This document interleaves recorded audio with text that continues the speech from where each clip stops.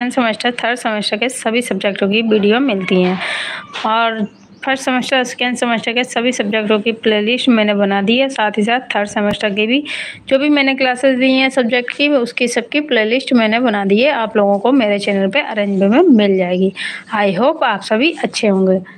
और आप लोग जो है अगर मेरे चैनल से नए जुड़े हैं, अगर मेरे चैनल की वीडियो से थोड़ी भी हेल्प हो तो प्लीज़ चैनल को सब्सक्राइब, वीडियो को लाइक, ज़्यादा से ज़्यादा शेयर करिए और कमेंट करके ज़रूर मुझे बताइए कि आप लोगों के लिए हेल्पफुल हो रही है वीडियो। तो चलिए, आज का हमारा जो है हिंदी का सब्जेक्ट है और इससे पहले कि जो है हमारा पहला प्रश्न पत्र जो था शिक्षण मूल्यांकन का, वो कंप्लीट सिलेबस कंप्लीट हो गया। सेकेंड जो पेपर है समावेशी शिक्षण, उसका भी सिलेबस का ऑलमोस्ट डन हो गया है। तो अब जो है हमने हिंदी का हमारा सिलेबस आज कल से स्टार्ट कर दिया। उसकी जो हमारी फर्स्ट क्लास हो गई है। फर्स्ट चैप्टर की पहली क्लास मैंने कल ली थी। उसमें हम जो है लेखक और कवि के जीवन परिचय के बारे में जान रहे थे।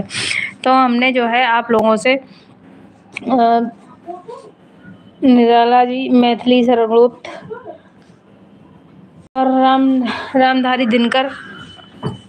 दिनकर के बारे में और जो है सुभद्रा कुमारी चौहान के बारे में डिस्कस किया था। उसके आगे आज की जो है हमें आगे मैं कंटिन्यू करती नहीं, कुछ इमरजेंसी के चलते मुझे अपनी वीडियो को वहीं स्टॉप करना पड़ा। तो आज की क्लास में हम आई होप ये जो है आप लोगों से पूरा सिलेबस डिस्कस कर देंगे, क्योंकि इसमें जो है अभी तक जीवन परिचय के बारे में सन 2017 में और शायद 18 के पेपर में केवल पूछा गया था क्वेश्चन। बाकी यहाँ से अभी तक कोई भी नहीं क्वेश्चन पूछे गए हैं। लेकिन जो भी इम्पोर्टेंट हैं, जो इम्पोर्टेंट कवि हैं, लेखक हैं, उनके जीवन परिचय के बारे में मैं आप लोगों से डिस्कस करूंगी। आप लोग मेरे साथ नोट्स अगर बनाते हुए चलेंगे तो ज़्यादा बेहतर है, तो आप लोगों के लिए काफ़ी हेल्पफुल होंगे ये।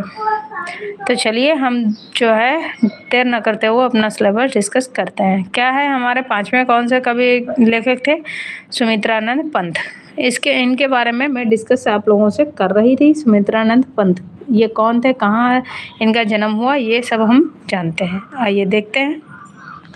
सुमित्रानंद पंत की श्री ग्राम श्री कविता जो कक्षा 4 के 4 क्लास में जो 16 पाठ 16 है, उसमें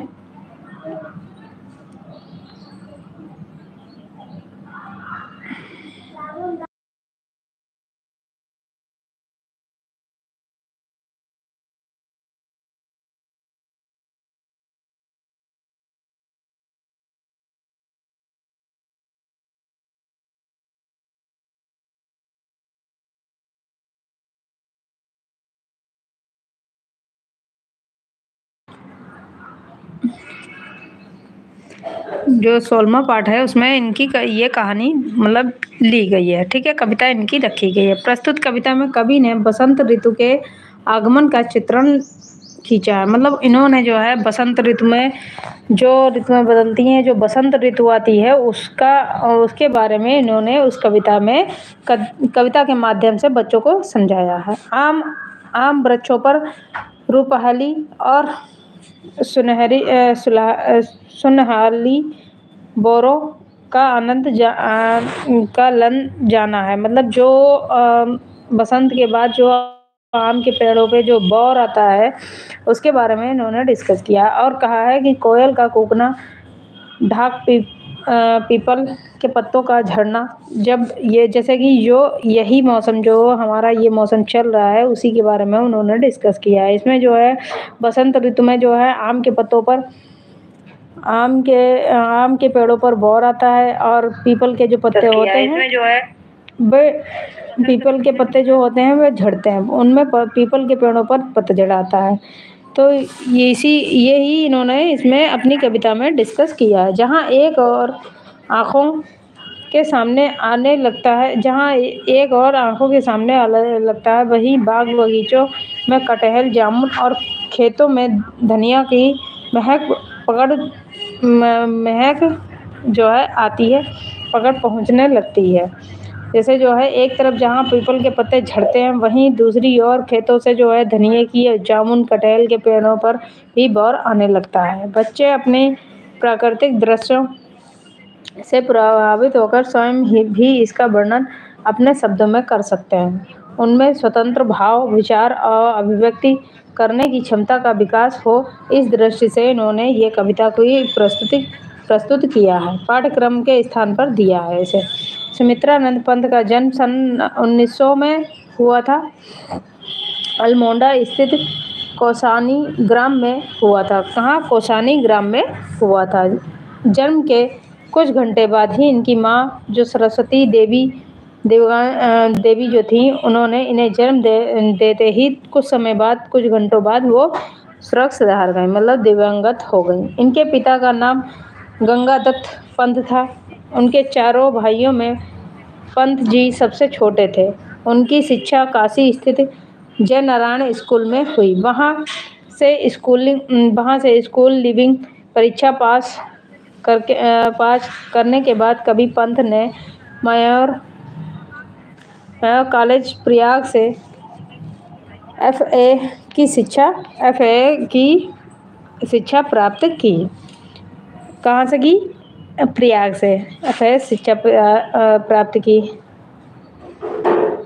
तदंतर संस्कृत और बंगला का अध्ययन करने लगे। उन्होंने रूपाभ का संपादन किया। प्रयाग रेडियो स्टेशन के उच्च पदाधिकारी के रूप में भी उन्होंने विशेष ख्याति प्राप्त की।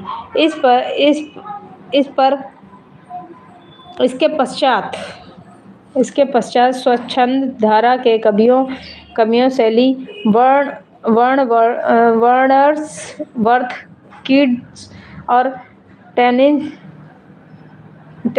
का गहरा प्रभाव था। इन पर इसका गहरा प्रभाव था। भारतीय विचारकों में स्वामी विवेकानंद और गांधी और अरविंद के दर्शन का उन पर प्रभाव पड़ा था। उनके प्रभाव के कारण उनकी काव्य प्रवृत्ति में काफ़ी परिवर्तन होता रहा।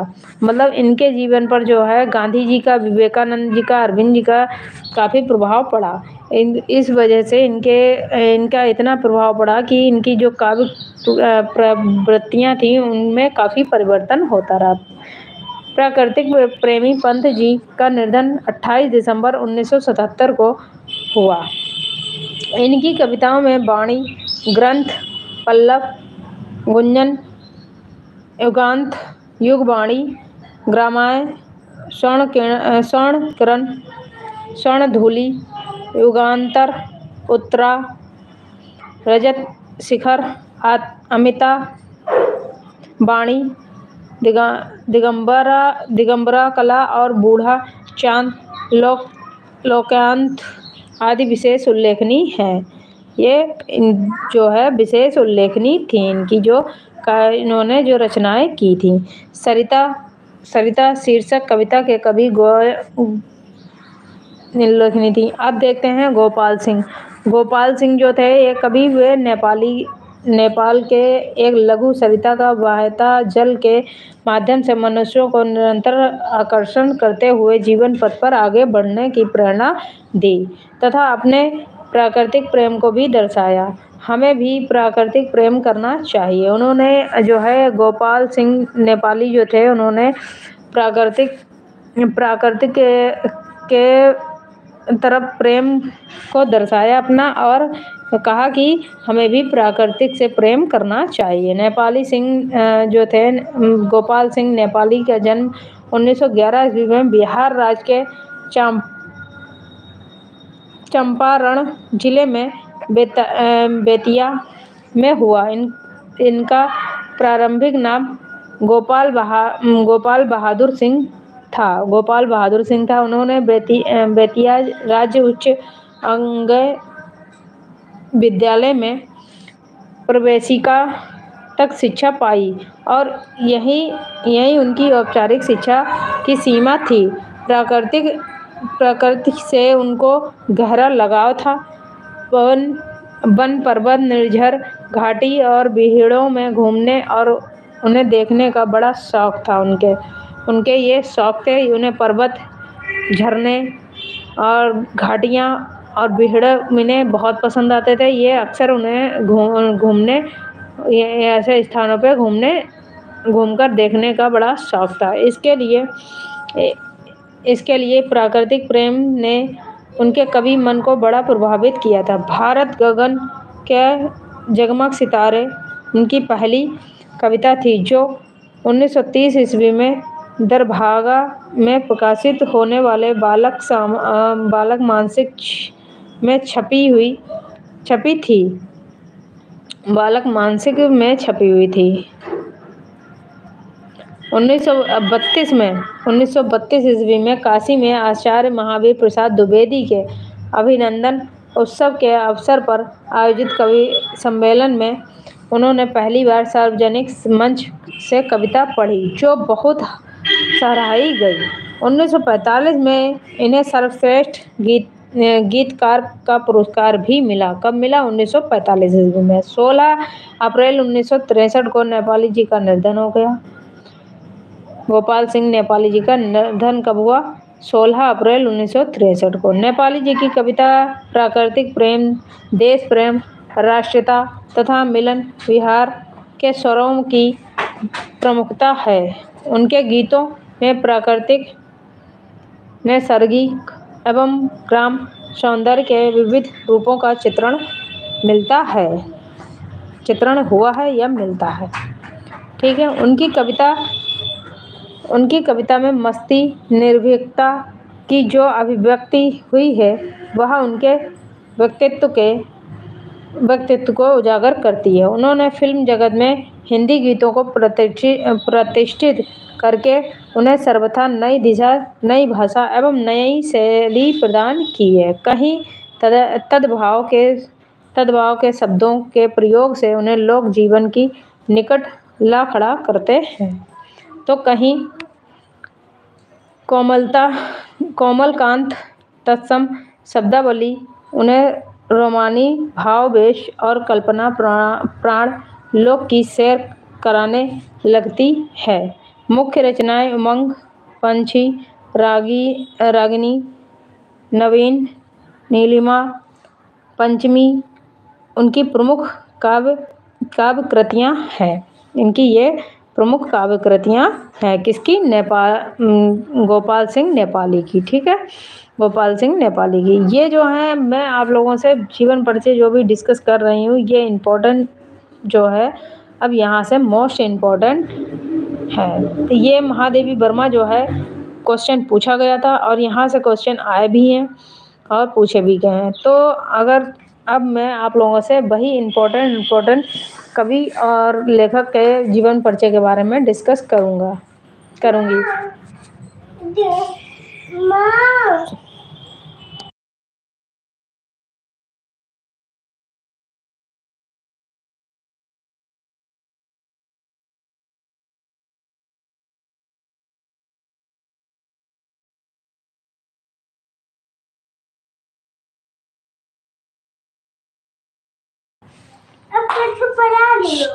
अब आगे देखते हैं।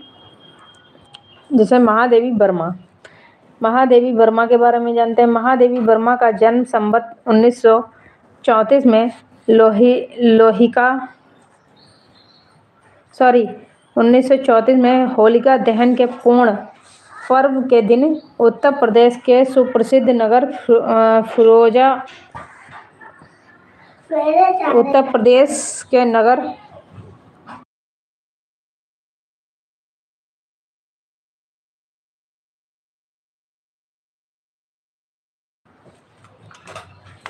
महादेवी वर्मा का जन्म संवत 1934 में होलिका दहन के पूर्ण जो पर्व होता है, जिसे होली कहते हैं, जो होलिका दहन होता है, उस दिन होली के दिन इनका जन्म हुआ था। उत्तर प्रदेश के सुप्रसिद्ध नगर फर्रुखाबाद में हुआ था। इनकी माता हेमरानी साधारण कवयित्री थीं एवं श्री कृष्ण में अटूट श्रद्धा रखती थीं।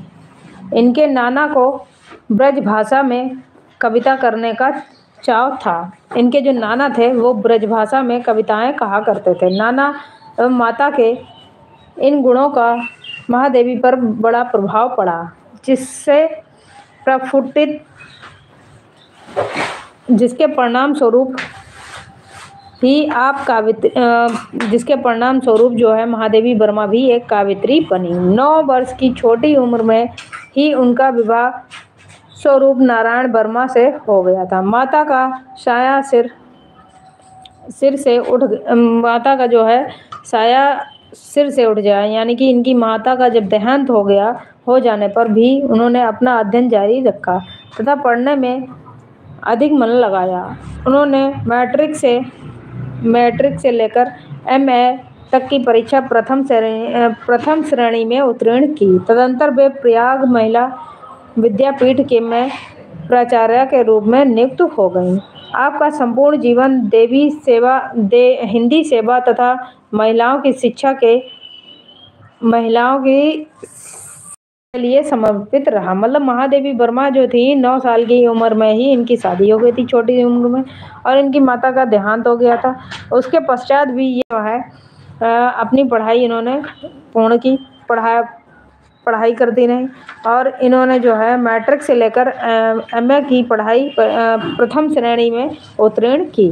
ये पढ़ाई में काफ़ी अच्छी थी और फिर ये जो है विद्यापीठ की प्रधानाचार्य बन गई के रूप में नियुक्ति हो गई। आपका संपूर्ण जीवन हिंदी सेवा और महिलाओं की शिक्षा के लिए ही समर्पित रहा। इन्होंने महिलाओं की शिक्षा के लिए काफ़ी प्रेरित रही।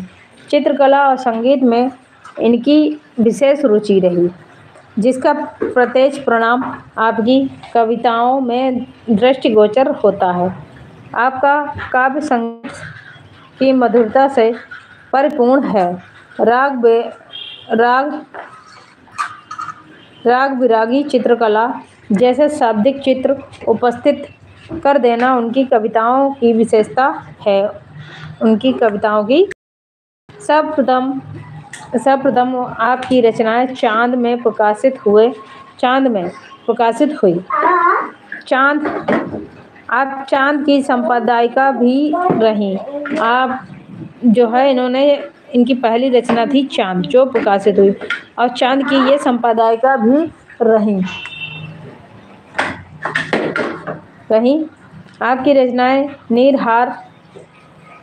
निहार, रश्मि, संध्या गीत, दीप शिखा, नीरजा, आधुनिक कवि, सप्तपर्णा आदि आपको आजीवन हिंदी सेवा के लिए उत्तर प्रदेश हिंदी संस्थान में भारत भारती पुरस्कार से नवाजा गया। यामा के लिए महादेवी वर्मा के लिए भारतीय ज्ञानपीठ पुरस्कार, नीरजा के लिए शेक्सपियर पुरस्कार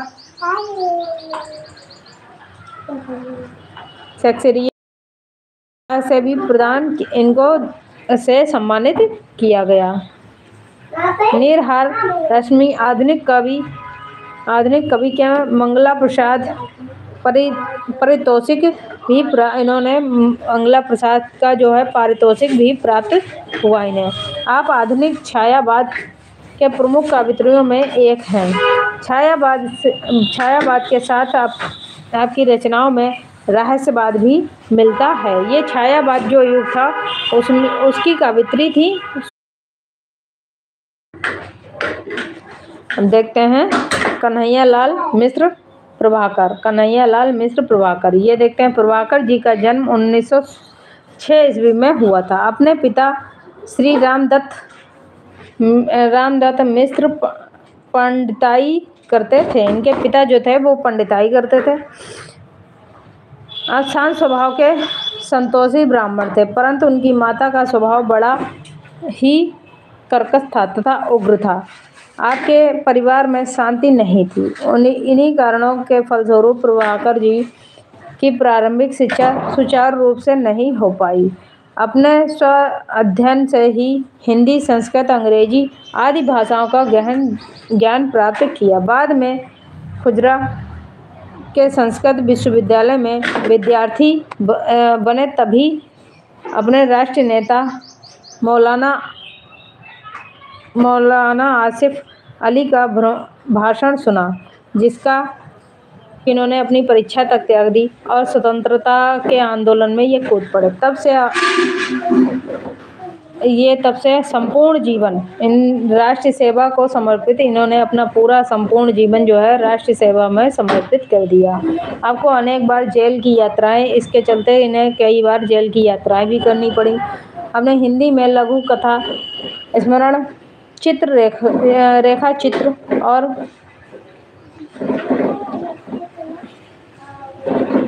चित्ररेखा और रिपोर्टजन के अनेक विधाओं का प्रवर्तन किया। इन्होंने अनेक विधाओं की रचना भी की। अपने अपने पत्रकारिता के क्षेत्र में पत्रकारिता के क्षेत्र में साधना कर उसे विशेष प्रतिष्ठा दिलाई। आप जीवन पर्यंत एक आदर्शवादी पत्रकार के रूप में प्रतिष्ठित रहे। आपकी प्रमुख कविताएं इस प्रकार हैं: धरती के फूल, आकाश के तारे, जिंदगी जिंदगी मुस्कुराई, भूले बिसरे चेहरे, दीप जले शंख बजे, माटी हो गई सोना, महक आंगन चहके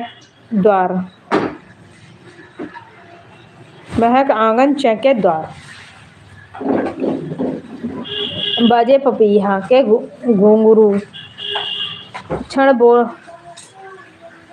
बोले कण मुस्कुराए। ये इनकी प्रमुख रचनाएं थीं। आपकी भाषा में मुहावरों तथा उक्तियों का बड़ा सहज प्रयोग। जो कवि थे इनके बारे में जान लेते हैं। रास राखन जो थे कृष्ण भक्त कवि थे। अपनी भक्ति, माधुरी कविता के माध्यम से कृष्ण के विविध रूपों का सुंदर वर्णन किया है इन्होंने। माखन का जन्म सन 1558 ईस्वी के से लगभग में हुआ था। इनका असली नाम सैयद इब्राहिम था। इनका जो असली नाम है वो सैयद इब्राहिम था। ये बचपन से बड़े प्रेमी स्वभाव के थे। इनका प्रेम कृष्ण भक्ति के रूप में विकसित हुआ था। बाद में ये स्वामी विट्ठलनाथ के शिष्य बन गए। सन 1916 ईस्वी में 1858 ईस्वी में यानी कि 1916 ईस्वी में लगभग इनकी मृत्यु हो गई थी। रास राखन की गणना भक्ति काल के कवियों में की जाती है। आपकी रचनाओं में सगुण भक्ति की कृष्ण मार्गी धारा प्रभावित हुई है। आपका सांसारिक प्रेम कृष्ण के प्रति अलौकिक प्रेम के रूप में चिर स्थित हो गया है। यहाँ पे जो है आप लोग ये सही कर लीजिएगा, ये 1958 है, 1858 है। यहाँ पे इनका जन्म जो है 1858 ईस्वी में हुआ था और इनकी मृत्यु जो है 1916 ईस्वी में हुई थी। अलौकिक प्रेम के रूप में चिर स्थित हो गया था। कृष्ण के सौंदर्य और बाल लीलाओं के साथ ब्रज भूमिका का सौंदर्य चित्रण अद्वितीय है। इन्होंने जो है कृष्ण की बाल लीलाओं के बारे में भी लिखा और उनका चरित्र चित्रण भी लिखा। रास राखन की दो रचनाएं सुजान राखन तथा प्रेम वाटिका। सुजान राखन की रचना सवैया और एवं कविता छंदों तथा प्रेम वाटिका की रचना दोहा शैली में की है। रास राखन किसी परंपरा का पान करने के बजाय नवीन परंपरा में जनक बने। ये जो है जो परंपराएं थी उनको ना मानकर इन्होंने नई परंपराओं को ये जनक बने। इनके मुताबिक शैली परिवर्तन कवियों के लिए अधिक श्रेष्ठ कर हुई। आपकी संपूर्ण रचना मधुर ब्रज भाषा में है। अलंकारों के सटीक प्रयोग से भाषाओं में भाव सौंदर्य और बढ़ गया। ब्रज भाषा में कविता करने वाले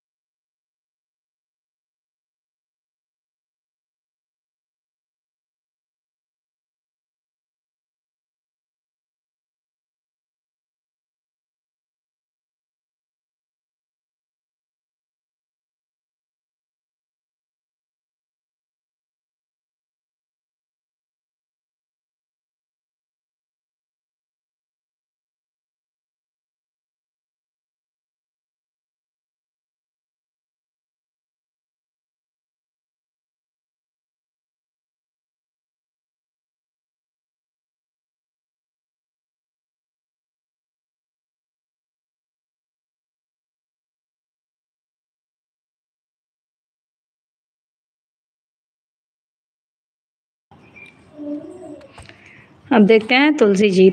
तुलसीदास जो थे तुलसीदास जी के अपनी रचनाओं में ज्ञान, भक्ति और वैराग का अद्भुत समावेश मिलता है। इन्होंने जो है समावेश अपनाए, नीति के दोहे भी लिखे हैं।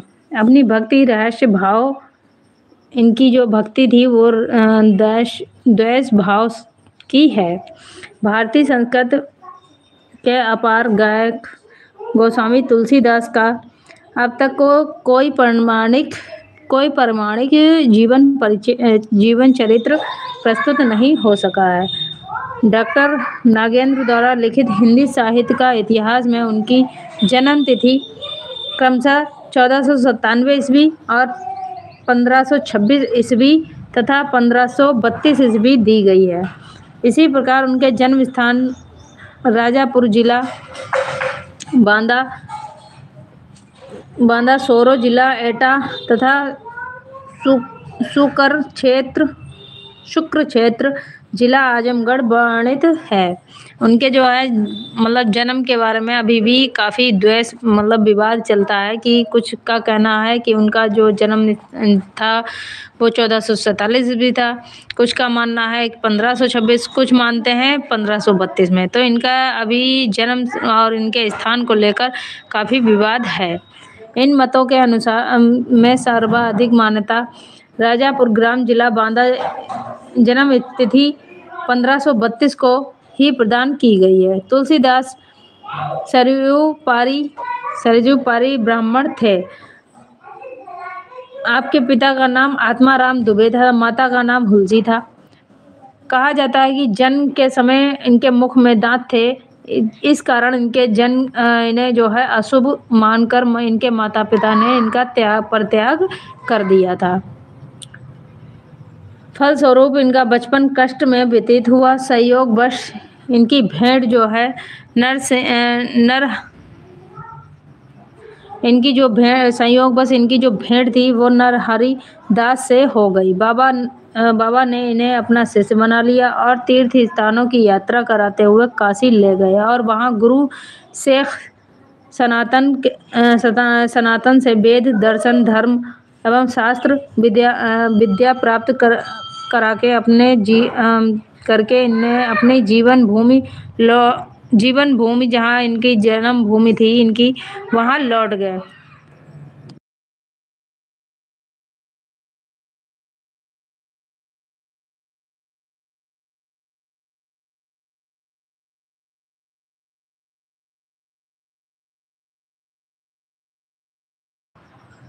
और फिर जो है इनका विवाह हुआ। इनका विवाह जो है पंडित दीनबंधु पाठक की पुत्री रत्नावली जो थी उनके साथ हुआ था। उनसे अत्यधिक प्रेम करते थे ये। जन स्तुति के अनुसार एक दिन वर्षा का घंघोर अंधेरी रात में ये अपनी पत्नी से मिलने मायके पहुंच गए। इनकी पत्नी जो है मायके गई हुई थी और ये घंघोर भारी बारिश में भी जो है अपनी पत्नी से मिलने पहुंच गए, जिससे इनकी पत्नी ने इन्हें लौकिक प्रेम की नस्बरता पर कोसते हुए कहा, लाज ना आई आपको दौरे मतलब इनकी जो है पत्नी ने कहा कि आपको लाज नहीं आई मेरे आपको जो आए द्वारे। साथ ही इससे उनके ज्ञान चक्षुर खुल गए और इसका शेष जीवन